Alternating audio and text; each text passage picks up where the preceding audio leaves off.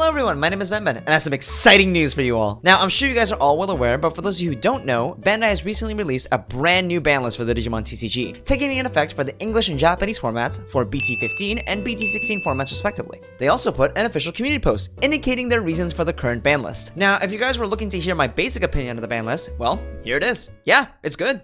Really good. Alright, that's it. Bye-bye everybody.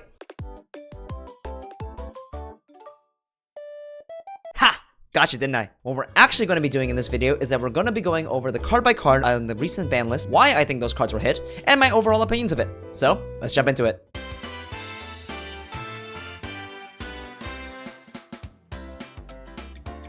Our first card to talk about is going to be the Bubblegum, recently released from BT14, giving blue decks inheritable jamming. Now, if I were to be perfectly honest, I wasn't really expecting this hit at all, but also while I'm being honest, after thinking about it, it absolutely makes sense. The Bubblegum being able to give jamming for blue OTK decks such as Mirage, All Force Digimon, as well as Melga X, gave those decks way too much offensive pressure, with little repercussions. This fact was even further proved with the recent EU national tops, with Mirage Galgamon obviously being the best deck in the room.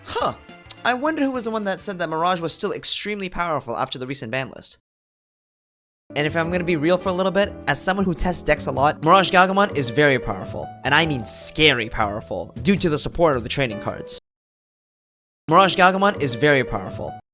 Mirage Galgamon is very powerful. Well, anyways, solid hit. 9 out of 10. Next, Kado.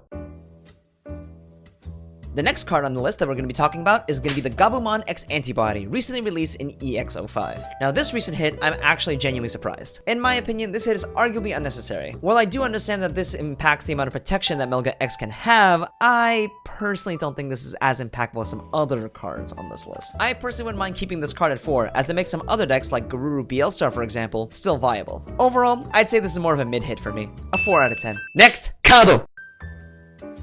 The next card they're going to be going over is the brand new Anubismon from EX05 yet again. The very first SR card to be hit on the ban list. Now, let me be the first and foremost to tell you that I honestly wasn't the biggest fan of this hit. As much as I was an advocate for SRs and above finally being hit on the ban list, this is one that I originally had in mind. As I do think that the Anubismon itself is a very cool generic card with tons of potential. And I originally wanted the BT11 Mervamon to be hit instead. However, after some further contemplations, I kind of realized that Anubismon was a lot more of a better hit. And that's because, like I said, Anubismon is a card with tons of potential, but it is by no means future-proof. Arguably even less future-proof than the Mervamon. Basically, as long as this card continued to exist, Bandai would have to be extremely careful with any purple cards they design in the future, as they can be infinitely recurred with the Anubismon. And plus, since this card is still at 1, it is actually pretty interesting because it can be used as a busted secondary boss monster for any purple deck to use, which in my opinion encourages creative deck building. Now, of course, personally, I'm still not completely sold on it, but I do understand it. Overall, a 7 out of 10.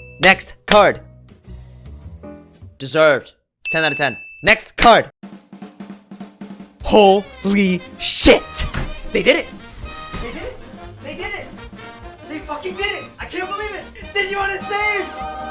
Digimon is saved! They did it! They did it!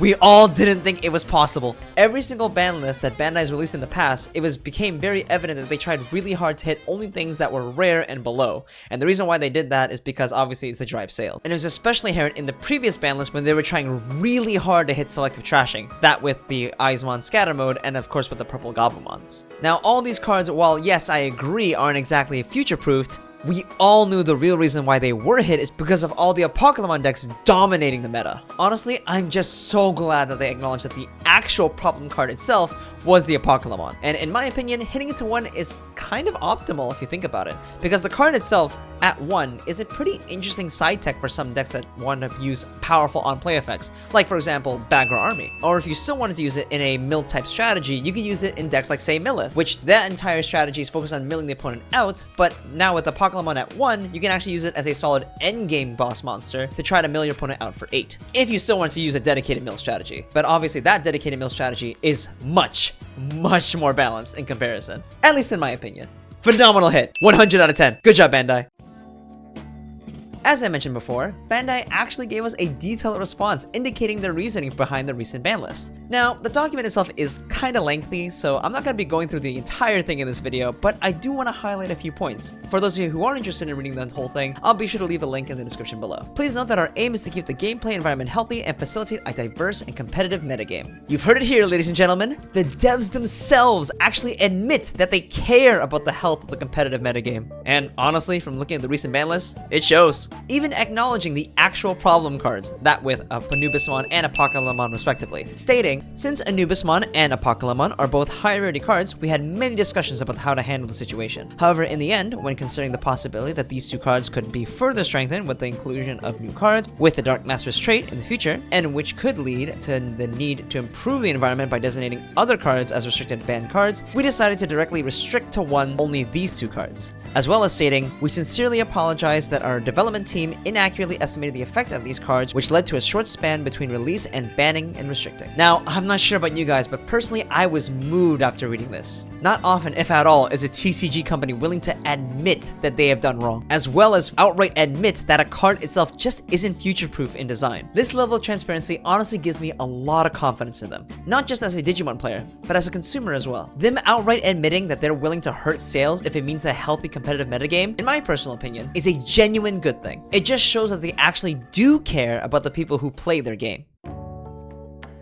In the end, I think there's a lot to be said about Bandai's personal banning system, and of course, each of us are entitled to our own opinions. And even I don't think it's perfect by any means. However, I do have to say that the development team did an absolute banger of a job with this recent ban list, given their current banning system. Now, I'm not sure if you guys share the same opinion, but I personally think that the upcoming formats have now just become so much more diverse, potentially. And I think the community post especially truly shows just how much they care about their player base and health of the game. That kind of transparency is incredible, and that's something that other card game companies don't even do. I think that this might be the beginning of a brand new peak for Digimon players. Hello, Ben from the future here. So here I was, minding my own business, editing the new video, when literally out of nowhere, Bandai comes up with this brand new news. Now, for those of you who aren't able to read Japanese, this is quite literally a choice restriction, meaning that for players that want to put in cards in Group A are not allowed to put cards that are in Group B in the same deck.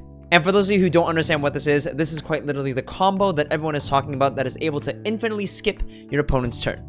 Now, of course, the original combo actually only involved the Zubamon and not these purple cards here, but after looking at the post, Bandai themselves said that they have done their own research and they claim that they can actually replicate the same combo with those other purple cards. Hence why those cards had to be choice restricted from the Sayo and Co as well. However, because this is a choice restriction, this doesn't mean that those cards are necessarily banned. It just means that those cards can all be together in the same deck. Meaning that if you're wanting to put the Sayo and Co in your deck, you cannot put the Zubamon or the new purple mat from the starter deck or the Keenan Crier. But you're still allowed to play those cards in their own strategies. Man, choice restrictions really is such a great idea. And another thing that I think Bandai should try to incorporate into their ban list system, if they don't want to hit any SRs or secret rares, I think the best choice of action would actually be choice restrictions. But in this case, I would say we've reached a point where it's now time to start hitting SRs or above. Wait. Did Bandai watch my video?